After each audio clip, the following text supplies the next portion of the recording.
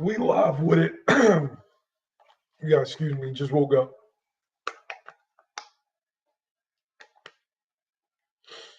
Oh shit, we doing something a little different today. Um, I definitely wanted to get these in uh, before anybody placed their bets or whatnot. If you did not know this,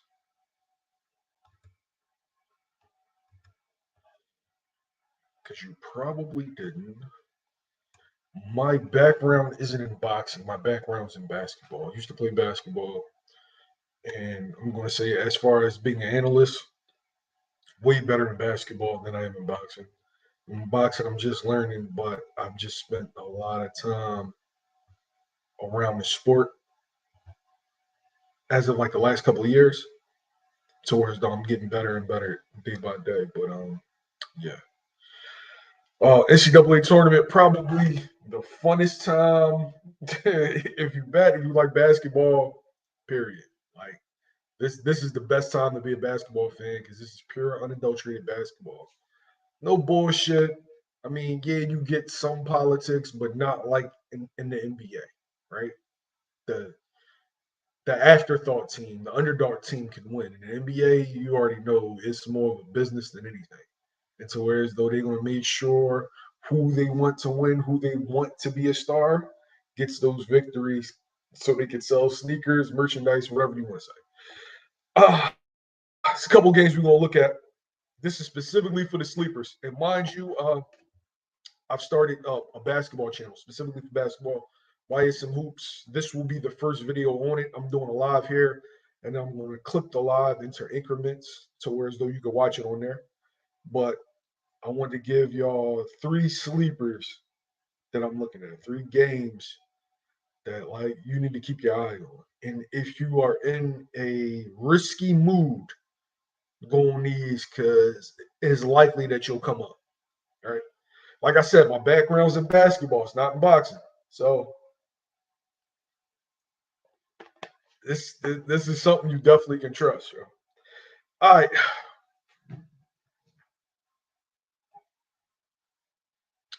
We got Creighton versus Akron.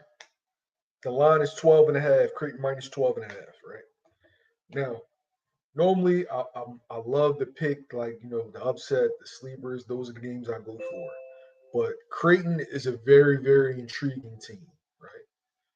So in this particular instance, I would definitely take Creighton for the minus 12 and a half. Now, early on, it's definitely going to be a competitive game, but I definitely see Creighton edging it out.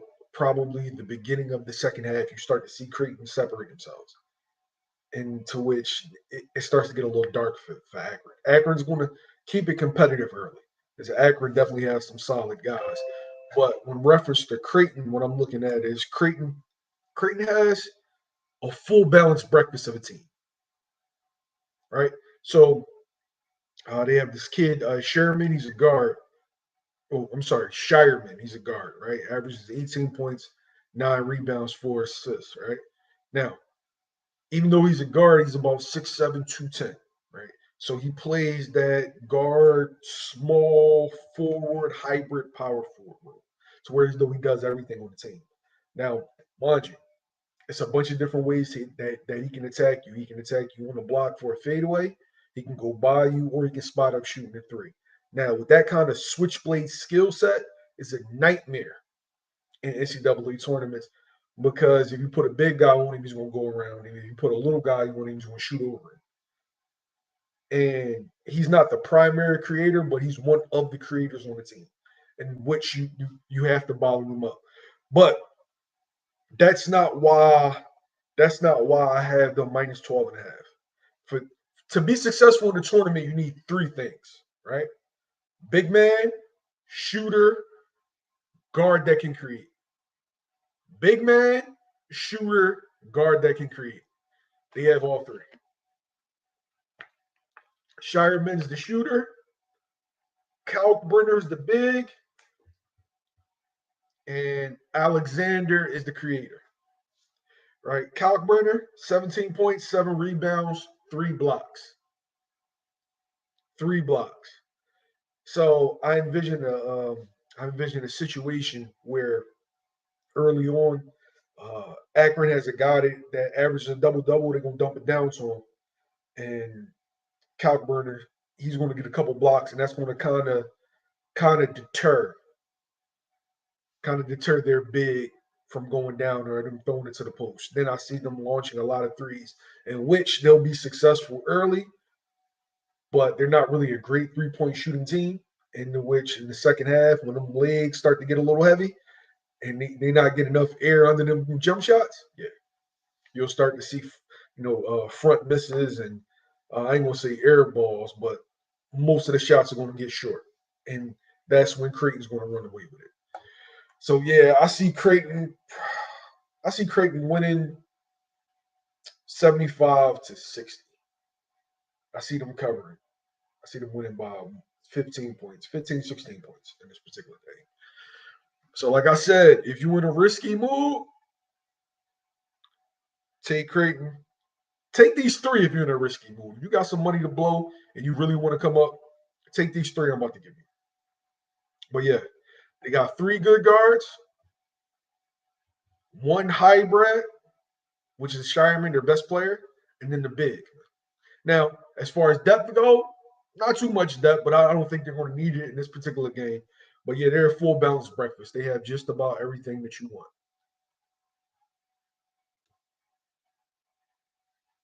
GHB, what's good?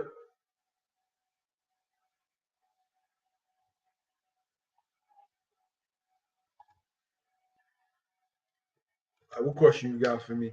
I saw your page grow. Much love and respect. Are you able to earn a reasonable living off of YouTube? All right, bro, I ain't gonna lie to you, right? I've been doing this for a couple of years. And as of, I'm going to say the last two, that this has been my primary source of income. So yeah, I grinded to the point where I don't need to do anything else as far as to pay my bills, to live comfortably doing this. Now, do I have other things with the YSM Sports Media brand that I make money off of? Yeah, but this is my primary source of income, and that's due to this man right here, GHB TV, Jerron Ennis, Bozy Ennis, Coach Rel, Rob Acosta. Like it's 100 people that I can name, and including y'all, the fans, that help me make this my primary source of income. So I definitely appreciate y'all. I appreciate them, for helping me feed my kids and then and feed myself. No more oodles and noodles. You know what I'm saying? But back on topic.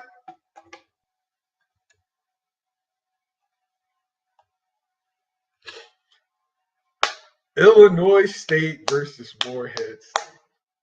I like this one. And I'm going to shock you. We going with Morehead State on this one. Take Morehead State in the points. Take Morehead State in the points. Yeah, shit, I'm wolfing. Damn, I'm looking in the mirror like shit. I like a lumberjack. All right, so now I know when you look at the stats, you're gonna see, damn, they have all guards. Like, how are they gonna be able to compete in the tournament? Like, what happens if somebody throws it down low?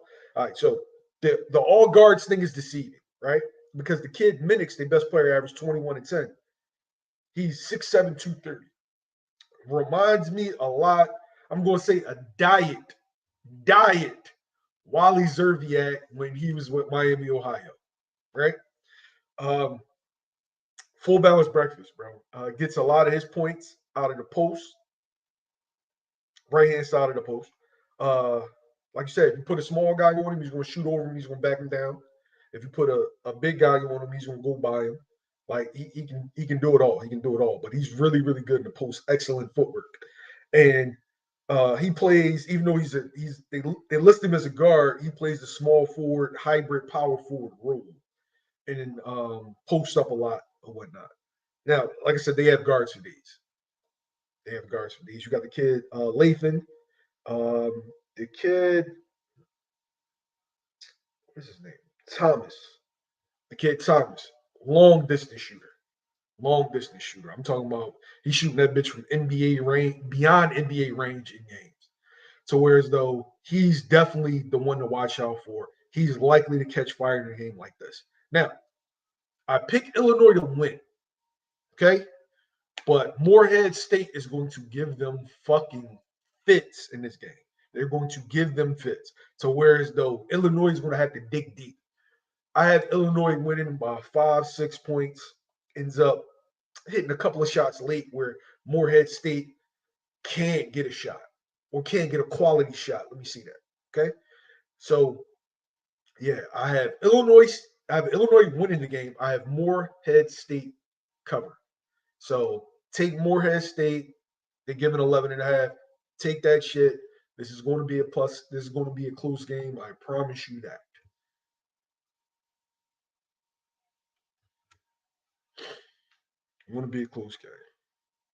Now, Illinois is definitely a talented team, but for this particular matchup, Morehead State having all these guards.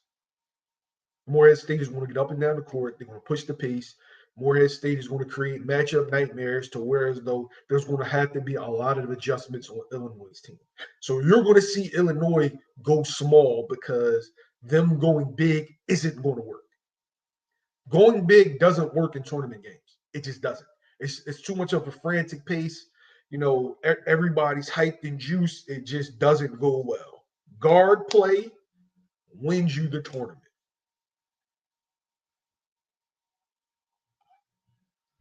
Where are we at with it? Last but not least, Arizona versus Long Beach State. Where are we at with it? Let me pull up my numbers. Give you all the things I was looking at. Yo, Arizona, very, very good year. Very, very good team is going to be in the conversation in the Final Four. They will not cover this line. I repeat, they will not cover this line. Yo, Arizona.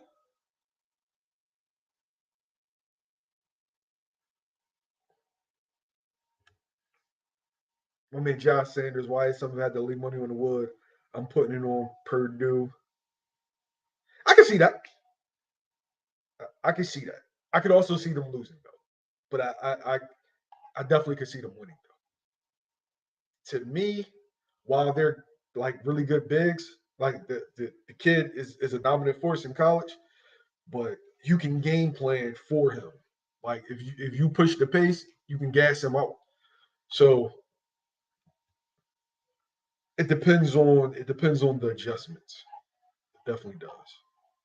Like their guards are going to be the key to them winning or losing. Zach's going to be Zach. He's going to get you 20 and 10. Easy.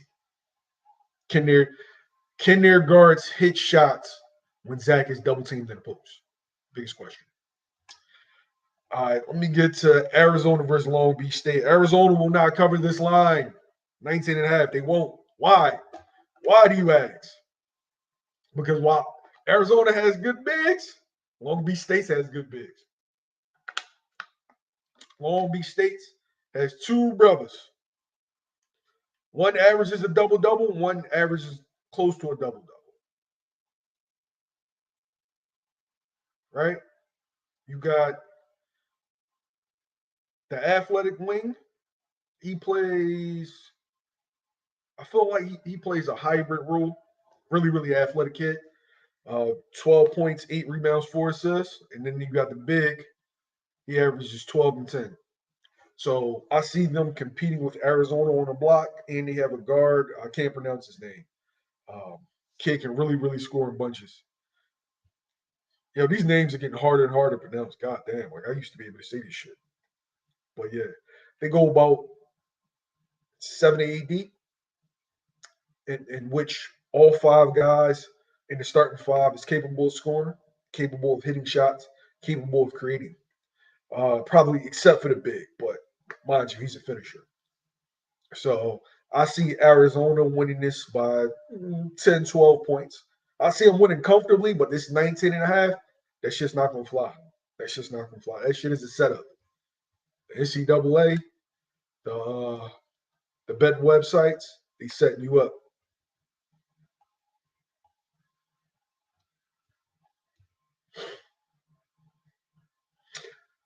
Yo, I just come around for this, man. Towards I used to watch fucking college basketball religiously, and now I really don't get a chance to. I really don't get a chance to like that. Shit, I need a shave, bro. God damn, I need a cut. I'm out of pocket.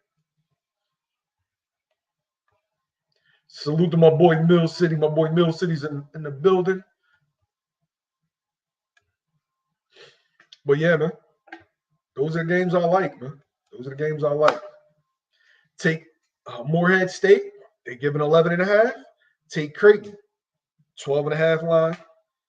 They're going to blow them out. Take Long Beach State. I feel like all these teams are going to cover. Now, this is if you are in the risking it mood. You're going to get paid off of this. This is going to be a nice little payday. If you are in the risking it mood, this is the way to go. These are 3 teams that I like. There's 3 games that I like. I like full balanced breakfast teams, yo. Full balanced breakfast teams. Teams that can beat you in a multitude of ways. That's the key to winning in the tournament. Being able to adjust, right? Great guard play is going to win it. But when they start taking little things away, having something else to go to. And that's what I'm worried about with Purdue. If they take Zach away, do they have another route to go? That can score consistently. So that's it for today. I'll definitely be back tomorrow, or maybe later on in the night to give you the games for tomorrow. But yeah, subscribe to my new channel, YSM Hoops. We got YSM Gridiron. We are definitely expanding on YouTube as far as like the website goes. YSM covers all sports, not just boxing. And so, thanks for joining me, man. I appreciate y'all. Boxing with Chris, my man Naeem. Was good with y'all. Yeah, those 3 games. Take Creighton, Morehead State, Long Beach State. Have a good day, y'all. YSM Sports Media, we out.